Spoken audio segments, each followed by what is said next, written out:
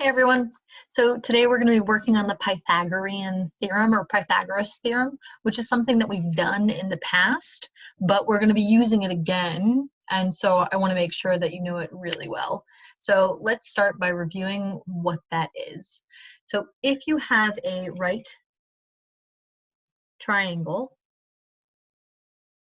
like this, where one of the angles measures 90 degrees, and it's a right triangle. And the relationship between the three sides can be expressed with this equation. A squared plus B squared equals C squared. Now C is what we call our hypotenuse. Okay, now our hypotenuse is always opposite the right angle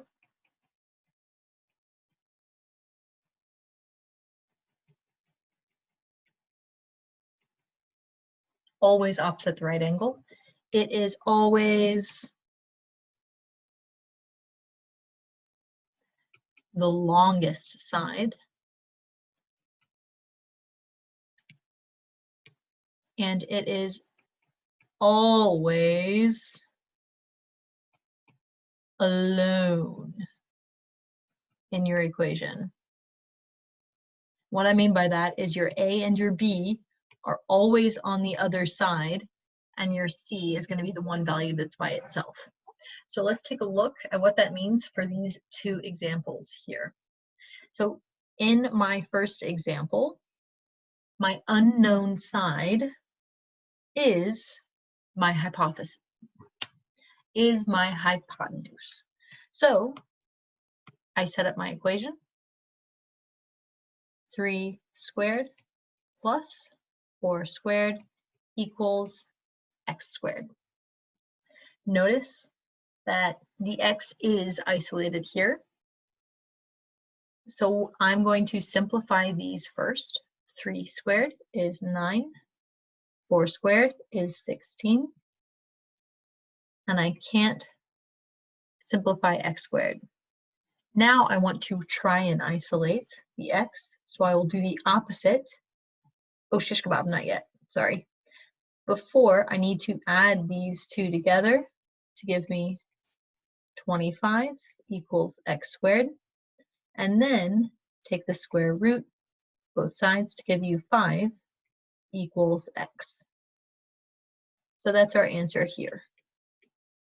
Now with my other example, it works out a little bit differently because my unknown side is not my hypotenuse. My unknown side is something else. So when I'm setting up my equation, the hypotenuse still goes alone on the right side of the equation. Then over here, I can put the x squared and the 12 squared. And that's exactly how I want to do this. Then I start by simplifying my two exponential expressions. 144 plus x squared equals 169. Now I'm trying to isolate my x. So what I want to do is work in reverse order. So I'm not going to be using BoldMass. I'm going to be using SADNEB. Oh, SADMOB. Sorry, different systems I used to use in America are hard to forget. So now, what we want to do that we've started simplifying is we want to first begin with our subtraction and addition. So here I've got a positive 144 on this side. I want to get my x alone, so I'm going to do the opposite of adding, which is subtracting 144 from each side. And when I say each side, what I mean is each side of the equals sign, right?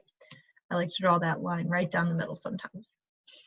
My positive and negative 144 cancel out, leaving me just x squared on the left side of the equal sign.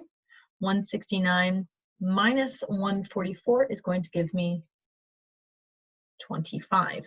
Then I take the square, actually. I'm looking here. There is nothing to multiply or divide on this side, so I skip that step. And then when I'm looking at the exponents, here, I can take care of my exponent. So what I want to do is take the square root of both sides, because that cancels out. My exponent and my square root cancel out, leaving me just x on the left side. Square root of 25 is 5. So here my unknown side is 5. Be careful when you are setting up your equation. You want to make sure, oh no, you want to make sure that the x is isolated if it is the hypotenuse that is the unknown side. If it's not the hypotenuse that's the unknown side, you do not want it isolated, you want it with the other term, okay? All right, so try, actually, okay, so what I'm going to do is look at some of those problems that I've asked you to do right now, and let's set up some of those equations to make sure that you're doing it right, okay? So when I'm looking at these 6 equations that are for your homework, which ones are going to be like this, where the hypotenuse is the unknown variable and will be isolated alone on the right side of the equation? Which of those problems is like this? Stop the video, figure it out. Okay, so when we're looking at it, A, B, and C, the unknown variable is opposite the right angle for each of these 3. So for all of these, x squared is going to be alone, and then we're going to have the 2 other being added, okay? When I look at these other 3,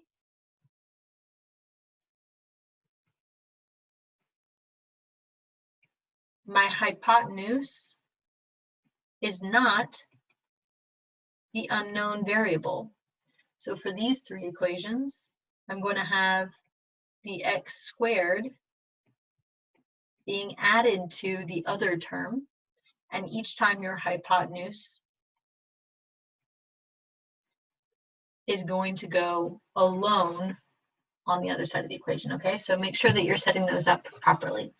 And when you're looking at your math, use these 2 as examples when you are trying to solve the other problems, because these will show you the proper steps and the order of steps that you need to do.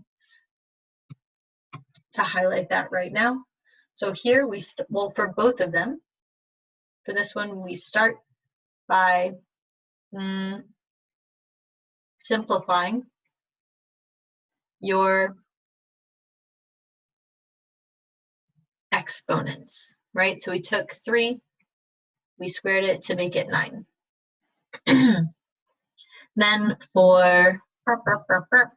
then what we did is then we added the numbers together, and then we took the square root of both sides. That's what we did over here. Now on this one, we did start out by simplifying our exponents. Then we subtracted so we could isolate our x squared. Then we took the square root. Okay, so be sure that you're using the right order when you're doing this, okay? Now this video has been long enough. Good luck with your work. Please check your answers before you submit it on ManageBack. Bye.